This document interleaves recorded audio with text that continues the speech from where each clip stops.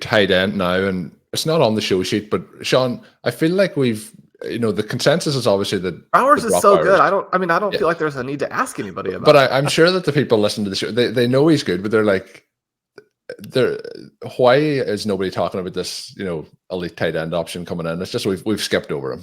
He doesn't exist. Should Bowers be the overall 101 in your super flex draft, ahead of the quarterbacks, ahead of the wide receivers? I mean, Shawn, that's coming in pretty hot. No, it's not. He's that good. Let's make the case he's that good. Matt, where do you think? Premium? It's possible. Yeah, I mean, it's tight end premium, super flex. I mean, if you got 15 years of Travis Kelce, you would definitely prefer him over all of the other guys in the draft. Is that what we're going to get? Here's what we're trying to see. As he get, well, we just measure his gold jacket now. Is that what we're doing? He's going to the Hall of Fame. Here's where I'll go with Brock Bowers. This is where I guess I'm willing to emphasize how valuable I think he is. My dynasty ratings, my Devy rankings, my rookie rankings, they're all on an equivalent ranking scale. So when you put up Brock Bowers against the dynasty tight ends, it's Sam Laporta, and then it's nobody else above Brock Bowers right now. So I think he comes in as an immediate, top 3 dynasty tight end. And I think that production is going to be right there from his rookie season. So, there's a reason that it's almost like we don't need to talk about him because he's the full package, especially when we're talking about fantasy production. Yeah. And I guess if you were comparing him to the wide receivers in this class, if he was wide receiver eligible, would he be in the conversation with those other 2 top end wide receivers as the wide receiver one? I think I think you can make a conversation for Malik Neighbors. He's got a really similar value to me for Malik Neighbors, but Marvin Harrison Jr. I would still have a scotch above. Okay, so we're past the point. At least we've talked about Bowers on this episode of the show when we talk about tight end. So that's a step in the right direction. Looking at the other candidates then below him, you have Sanders, Sinnott, Stover, Bell in there as well. How far below Bowers? Like, what is the gap between those guys and Bowers? It's a pretty big gap. So I mentioned that in terms of the dynasty rankings. So I would have Brock Bowers as tight end 2 in dynasty. Jatavian Sanders is my tight end 16 in dynasty. So okay. Just for a reference sake, that puts him in between Cole Kmet and Michael Mayer. So in that range, it's still a pretty good range to be in, right? And I was high on Michael Mayer last year for sure. I think that if Brock Bowers wasn't in this class, we would be talking about Jatavian Sanders a good bit more because he's the type of tight end that we like for fantasy football. He's got good ball tracking ability. He consistently brings in passes with reliable hands. He's a fluid runner. He's comfortable navigating around the field for a guy who's 6'3", 245. He lines up around the field. So he'll line up split in. He'll line up split out. He'll probably less so line up, with his hand in the ground. I don't think he's going to be much of an inline type guy at the next level. He'll work vertical routes. He'll work post routes. He's got a nice out route. And they'll hit him for targets in the flat too and ask him just to get yards after the catch at Texas.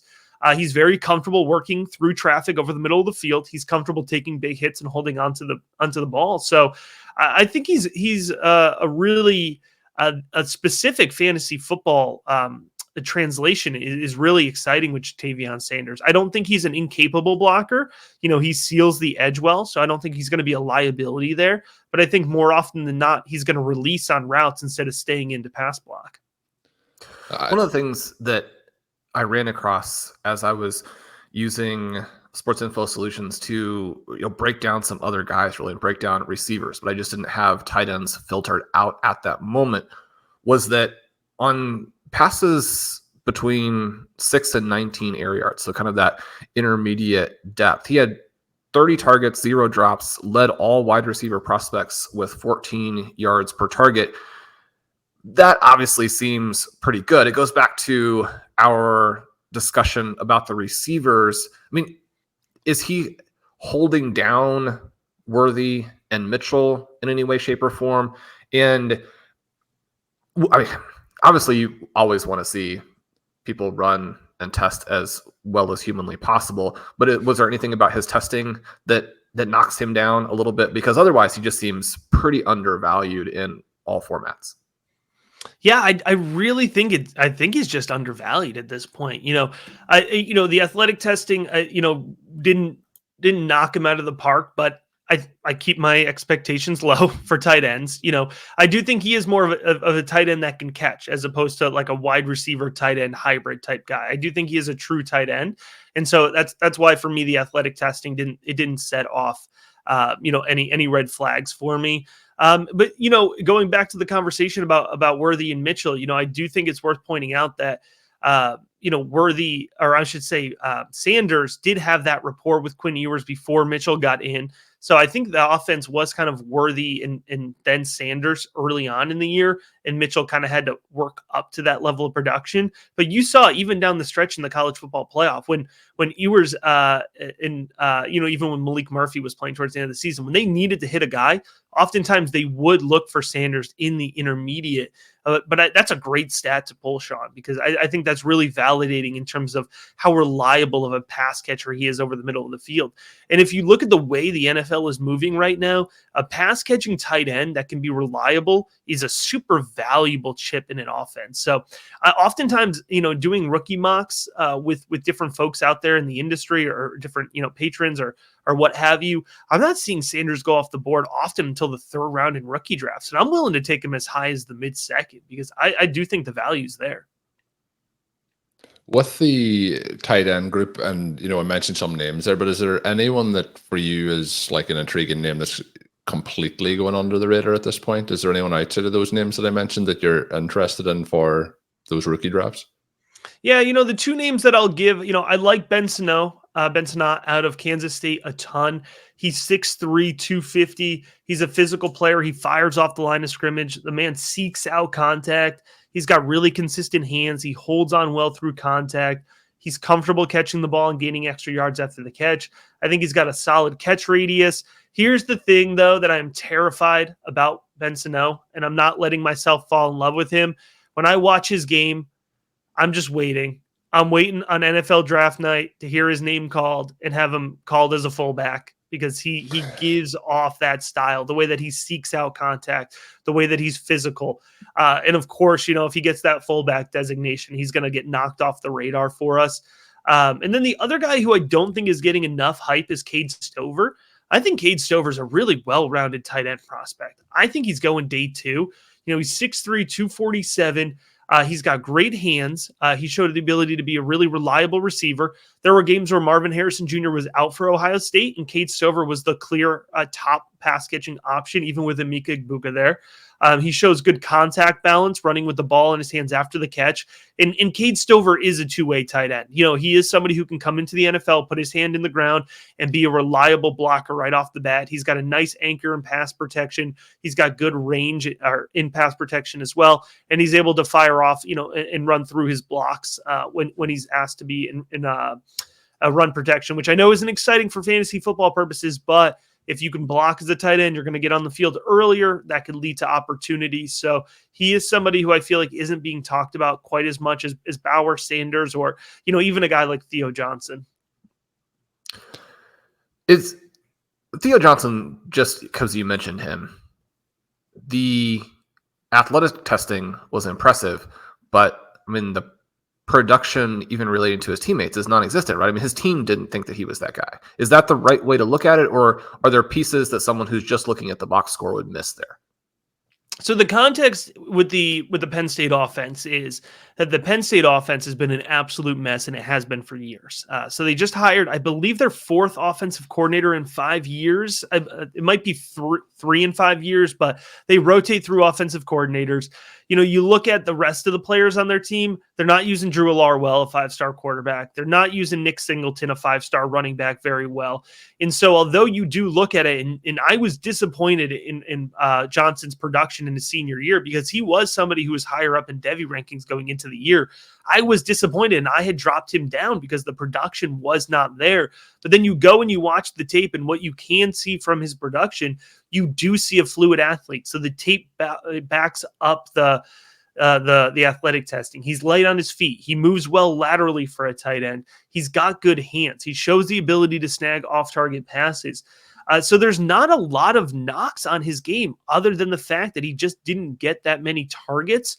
It's tough to look past, but at the tight end position, you're going to have to get creative. You're going to have to be willing to sacrifice something, right? If you want to draft a tight end. And if it allows me to draft him in the 4th round, that feels like a pretty good risk point for me to be at with Theo Johnson.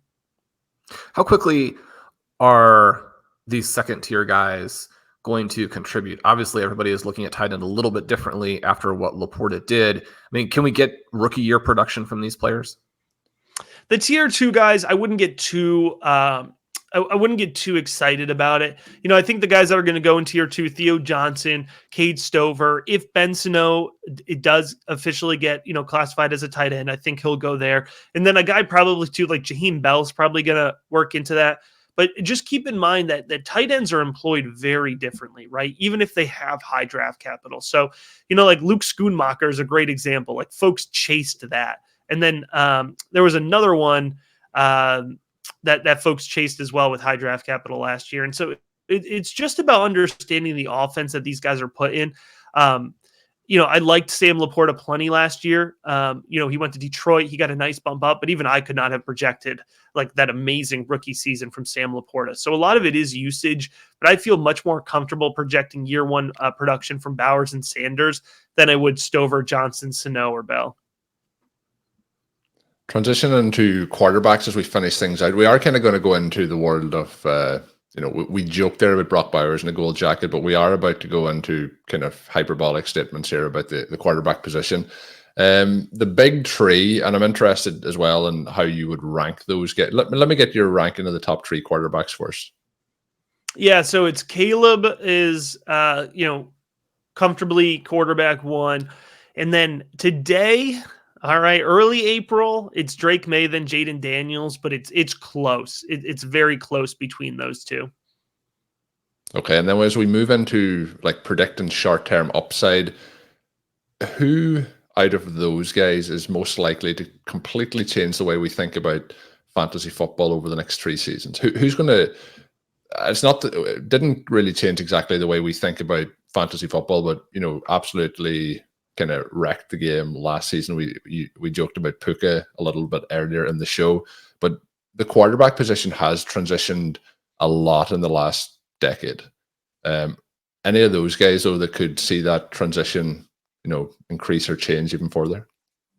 Yeah, I mean, I guess the easy answer is Caleb, but if we are looking for somebody who is going to make immediate year 1 production, it's hard not to pick Caleb. And it sounds so wild to say because we are, 6 months removed from the Bears just absolutely wasting away Justin Fields because they wouldn't put weapons around him. And now Caleb Williams is going to be stepping into an offense that has Keenan Allen, that has DJ Moore, Cole Kmet, I think, is a really reliable underneath guy. And with that 9th overall pick, we could very well see another pass catcher added to Chicago, or maybe more importantly, some reinforcement along the offensive line, right? And that's not even counting what the Bears can do, with the rest of their draft capital. So I think Caleb's going to have the opportunity to put up immediate production. Do so in a way that gets people excited. The comparison is Pat Mahomes a lot for him, but there will be probably some Mahomes-esque type plays that get folks really excited. So a big part of his best comparison is just the best player of all time. Just the best player of all time. Yeah, of course. But in terms of his throwing style, at least. But it's a big piece for me when I factor in my values of players is, how do I anticipate their value will jump, right? Once the season starts, because you look at a quarterback, a guy who's going to produce early on as a rookie, we're going to see him immediately talk. I mean, let's talk about CJ Stroud, right? CJ Stroud is a top 5, top 6 consensus dynasty quarterback at this point in time. I think a year from now, Caleb Williams will be in that same conversation, top 5, top 6, top 7 dynasty quarterback.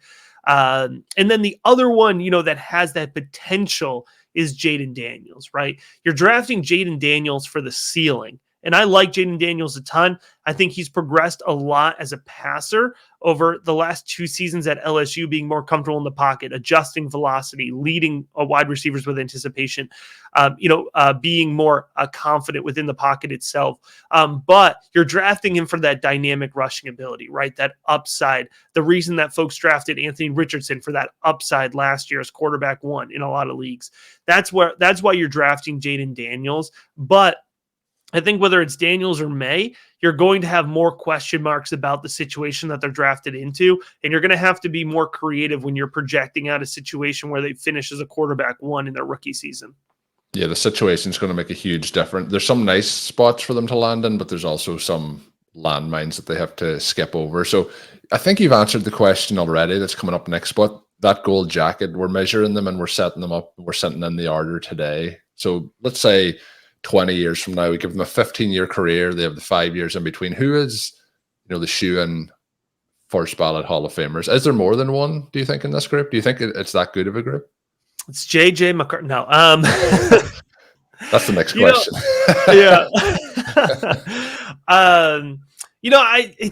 It's easy to say Caleb at this point in time, but we really don't know with quarterbacks, right? I mean, it's baked into the value, the value that we put on these quarterbacks that, at least half of these guys are going to miss. We know that, right, from statistical production, historical production, I should say. But, there's a real chance that at least 2 of these guys in the class, and I will lump in JJ into that conversation, ends up being, a really successful, like a true franchise quarterback as we're talking about them. And they're going to do it in different ways. I don't want to discount Drake Maye from the conversation just because I mentioned that Daniels has more upside. I think Maye comes with some really good floor to his game as well. So, he may be more of somebody who is a 10-year starter and really good as opposed to gold jacket, but the highest ceilings are going to come with Caleb Williams and Jayden Daniels. You're obviously enthusiastic about Williams, as is justified and as most people are. I've started to get a little bit more concerned that we're actually not going to get the rushing value from him that's necessary to make him a fantasy difference maker unless you also get just an absolute ton of passing volume. Mm-hmm. Is that concern justified at all? And, for people who maybe haven't watched, all of their games, understood maybe the trajectory of his rushing, but then also how he got the rushing scores. I mean, one of the things even this last season where you don't have a lot of yards, you have a lot of touchdowns. Are we going to get touchdowns from him at the next level? Again, that's going to be difficult to project, but the touchdown number does jump out even as he ran a lot less. Yeah, I think that's a really good observation when it comes to Caleb Williams' game. And, one of the reasons that you will hear Caleb compared to Pat Mahomes a lot, it's not necessarily just, being a world-class athlete. It's the way that he runs. You look at Mahomes, and he's not what you would think of as a traditional rushing quarterback, right? He does rush, and he does get rushing yards, and he does get rushing touchdowns, but he uses his mobility, both Mahomes and Williams, more to extend the play, to open up the pocket. A lot of Caleb Williams' rushing in 2023 especially was scrambling, was being under pressure, was trying to make something happen with the ball in his hands. I do think an NFL team can be more intentional about that, right? I think an NFL team, he's got the size. So he's 6'1", 214, but, he has that size. He has that rushing ability where you can scheme him up at the goal line, right? Like a Dak Prescott, 6 touchdowns a season. I think that's within the realm of possibility for Caleb Williams. 300 rushing yards, 400 rushing yards.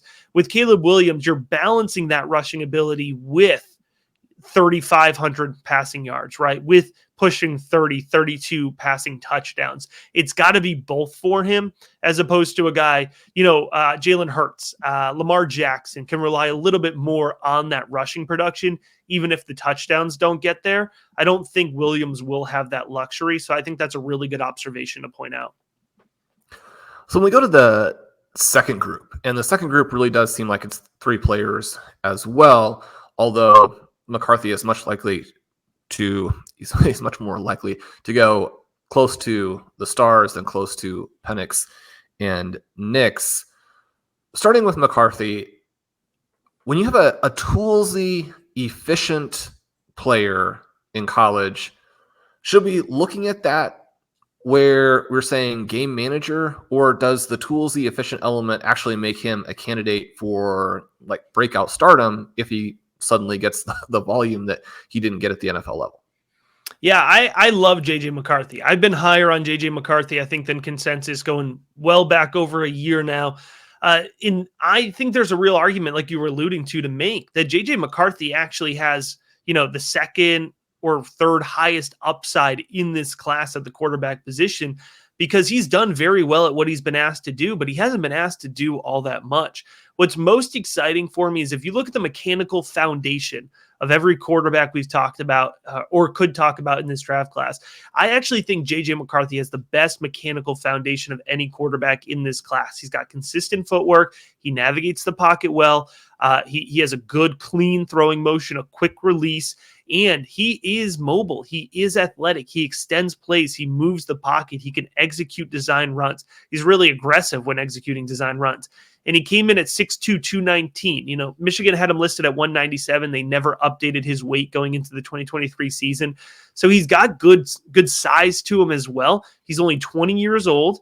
And so if you put him in an offense where he can distribute, where he can really push the ball downfield to weapons, because I do think he has better arm talent than folks give him credit for as well. I think there's a real opportunity that JJ McCarthy can smash it out of the park.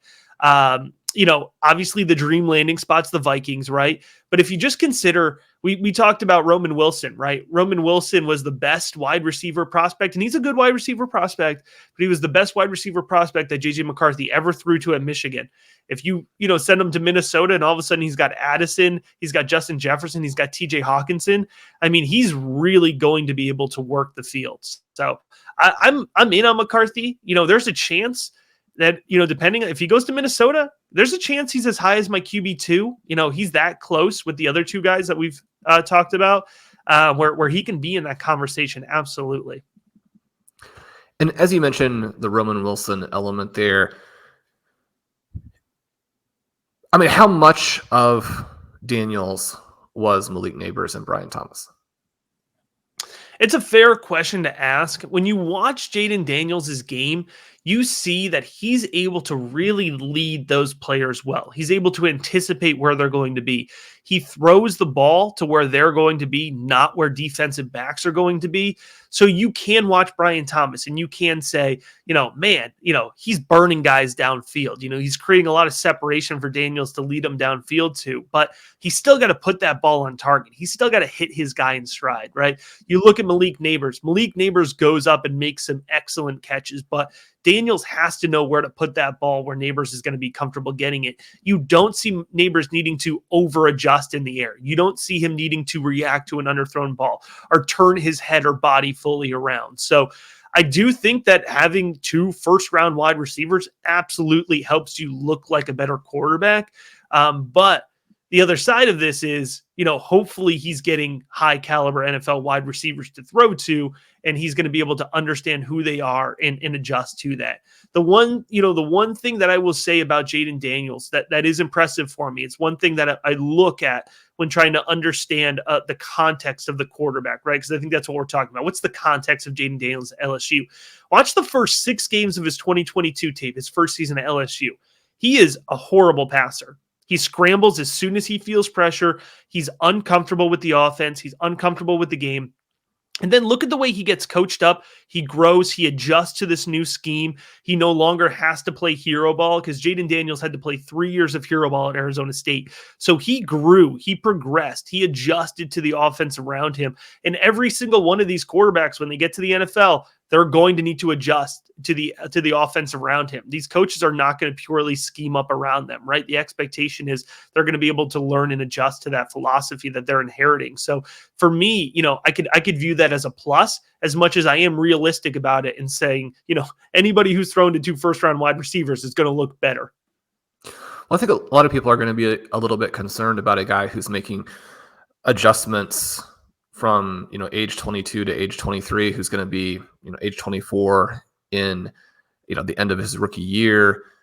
And yet, I mean, this is a player who, as a freshman at Arizona State, was 17-2 touchdown to interception. And so I guess at least from that perspective, it encourages me that in those first I mean, those first 2 seasons, and the second one obviously impacted by the pandemic, but I mean, 22-3 touchdown to interception.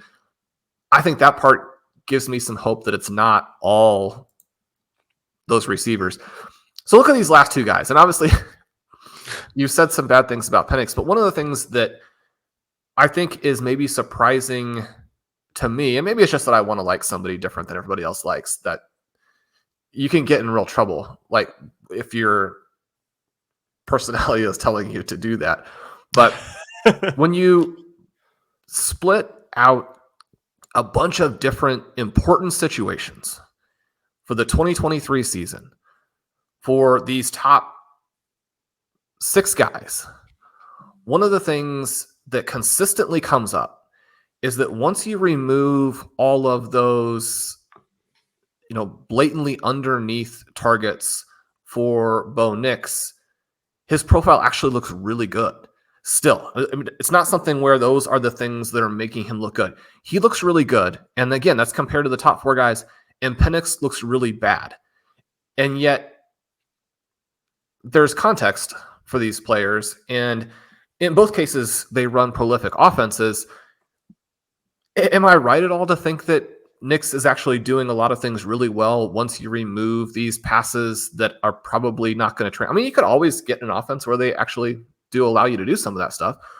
But are the college numbers and the college results in these important situations, say, 3rd and medium to 3rd and long, passing down the middle of decent air yards numbers, all these types of things where you're like, you get the impression because of the overall ADOT that Nix can't do any of them. And yet when you actually split those plays out, he looks pretty decent. Accurate or not accurate? I mean, if you're looking for a game manager for the Vikings or the Broncos or the Giants, it seems to me like the Raiders are just looking at a long-term losing environment. But if you're looking at those other teams, I mean, is Nix not potentially the perfect game manager? Or is that, again, just me being like, I would love to like Bo Nix? Yeah, no, I think you're totally justified with Bo Nix. The word that I use for Bo Nix is command. Like, he has that command of an offense. And I know sometimes we look at this game manager label as a negative label, but it could be a really effective label for an NFL team. And it could create a really consistent quarterback too for you in your fantasy football lineups. And that's a really important position, right? I think you look at Bo Nix and you like you said, he was trusted in these situations, in these high pressure situations. And he protects the ball. He's got great decision making. He doesn't throw the ball into harm's way. He leads his receivers. He puts the ball where only they can get it. And I think those are things that are going to be really valued by NFL teams. But if Bo Nix has inconsistent footwork, if he could just get his footwork down, I'd be probably shouting about him because, mechanics for me are a big thing. It's the only thing holding me back. I think he's got enough arm talent. Like I said, I think he's got the command of the offense. I could definitely see a team, the Giants in the second round. If Denver misses in the first round, I could see Denver going after him in the second round. I do think that he's going to get top 50 draft capital. I do think that he's going to get a shot to be a starter in the NFL. So I'm definitely a fan of Bo Nix. And if the conversation is Nix versus Penix, I'm going to take Nix, 10 out of 10 times. Are there any things that the Penix is doing that do give you some hope? Especially if you get into a situation where the team maybe is not as incentivized to keep him healthy because really what they want is his top end, not like we have to have you to make a run at the national title like Washington did. Yeah, I hate to say that there's not a situation where I see him being successful, but I really struggle with his projection for a few reasons. Well, I'll start. He's got a great deep ball. That's always great, right? You can push the ball downfield. He throws probably better than anybody in the class in terms of both arm strength and accuracy. This is Joe Milton line there. And accuracy, the best deep ball in the class. He can push it 50, 55 yards downfield. That's going to create some big play potential. That's going to create some home run play potential. And within the pocket, he's got a great sack avoidance rate. I think that's where his mobility comes in. That's where you can see his athleticism on display. So I think that's the upside for Michael Penix. But besides just the lack of actual rushing ability, Michael Penix has an incredibly elongated throwing motion, which he got away with at Washington because they had one of, if not the best offensive lines in the country. If he gets put in Las Vegas, man, he's not getting that time. And with that, if he has to speed up his throwing motion, his accuracy is going to drop off even further than it is right now. It's going to lead to inconsistencies. So when you plug Michael Penix into a spreadsheet to make him a quarterback one, you're going to need about 4,000 passing yards. You're probably going to need 35 passing touchdowns. And it's just hard for me to see a scenario where he's going to get there. So, I really struggle with him as a projectable fantasy football quarterback. Awesome stuff. That wraps us up on our quarterback tour. We've had a lot of fun conversations over these episodes with Matt coming on. And again, as always, I want to thank him for coming on. You can check him out on Twitter at the FF_educator, also at the Rookie Big Board, and you can find out all the stuff he's got going on. But Matt, before we close out here, let the listeners know what you've got going on. A lot of the stuff is already up and available, obviously, ahead of the draft with the profiles you've done. But have you anything planned before the draft, or is it more a case to check out those profiles that you've already posted? Yeah, lots of good stuff coming out. Rookie Big Board on YouTube, on your favorite podcast provider. Plenty of rookie profiles, mock drafts. We got a few sleeper episodes coming out. And then we'll have volume 2 of our rookie guide out the Sunday after the NFL draft. So that's available over at patreon.com/rookiebigboard. So lots of content, however you want to access it. Awesome. And we're always, as we mentioned at the start of this, excited to have you on the show.